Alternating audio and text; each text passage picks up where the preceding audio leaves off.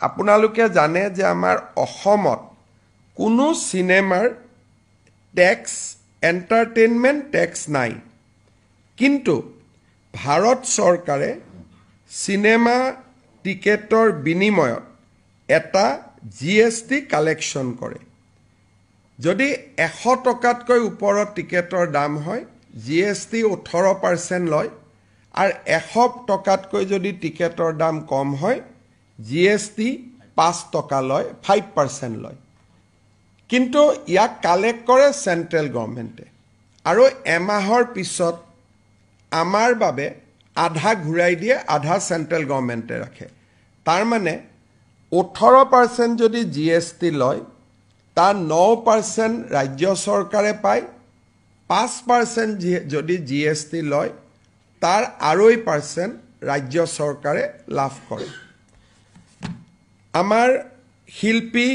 সকলোৰে মৰমৰ আদৰৰ জুবিন গাৰ্গৰ জীৱনৰ শেষ সিনেমা ৰৈ ৰৈ বিনালে সিনেমা হলত 31 তাৰিখে আহিব যেহেতু ট্যাক্স এক্সেম্পশন দিয়াৰ কোনো প্ৰভিজন নাই কাৰণ ট্যাক্স আমি কালেক্টে নকৰো ভাৰত চৰকাৰে কালেক্ট কৰে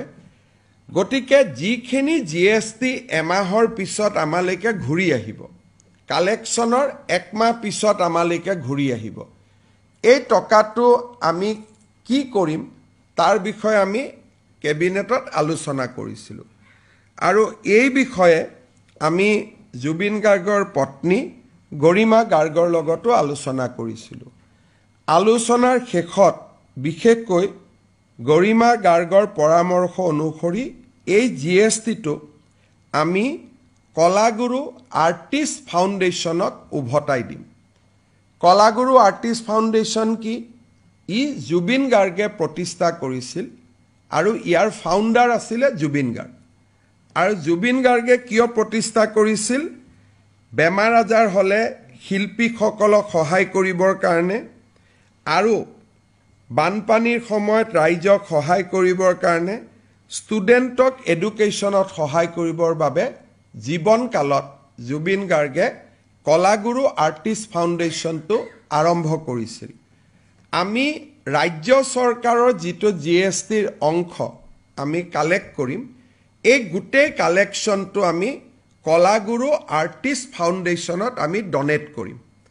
আৰু এই ফাউণ্ডেশ্যনটো মই আগতে কৈ যোৱাৰ দৰে ই জুবিন গাৰ্গে গঠন কৰিছিল দুখীয়া মানুহক সহায় কৰাৰ কাৰণে আৰু মই ভাবো যে এই পুঁজি কেইটাৰে তেখেতৰ যেটো জীৱন কালত তেওঁ যেটো লক্ষ্য আছিল উদ্দেশ্য আছিল এই টকাখিনিৰে মৃত্যুৰ পিছতো তেওঁৰ আদৰ্শক জীয়াই ৰখা কামত সহায়ক হ'ব আৰু বিষয়টো আমি তেওঁৰ পৰিয়ালৰ লগতো আলোচনা কৰিছিলো পৰিয়ালেও বিচাৰে যে এই পুঁজিটো আমি জুবিন গাৰ্গক সন্মান কৰি কলাগুৰু আৰ্টিষ্ট ফাউণ্ডেশ্যনত দিব লাগে আৰু কেবিনেটে আজি তাক অনুমোদন জনায় আৰু মই লগতে এটো জনাইছো যে অসমত আমি কোনো এন্টাৰটেইনমেন্ট ট্যাক্স কালেকশনে নকৰো বিভিন্ন ৰাজ্যই কৰে কিন্তু অসমত আমি এন্টাৰটেইনমেন্ট বা আমোদ কৰ আমি ৰাইজৰ পৰা নলওই গতিকে তাক ৰেহাই দিয়াৰ কথাও নাই যেহেতু আমি নিজে নলওয়ে এইটো ট্যাক্সি জিৰো